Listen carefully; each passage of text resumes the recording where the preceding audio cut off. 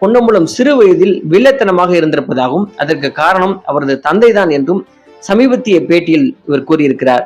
தனது குடும்பத்தில் தான் திரையில் தோன்றிய முதல் நடிகராக இருந்தாலும் தனது குடும்பத்தில் சிறு திரைக்கு பின்னால் எடிட்டிங் மற்றும் ஸ்டுடியோ நிர்வாகம் போன்ற திரைத்துறை சம்பந்தப்பட்ட பணியிலேயே இருந்துள்ளதாகவும் கூறியிருக்கிறார்.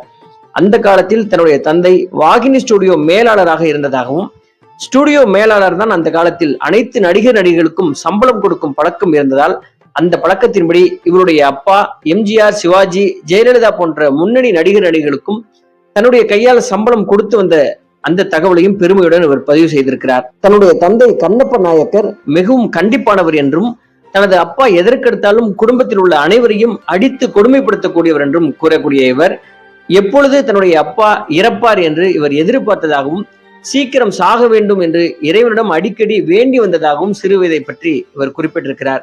நாட்டாமை படத்தில் வந்த வில்லன்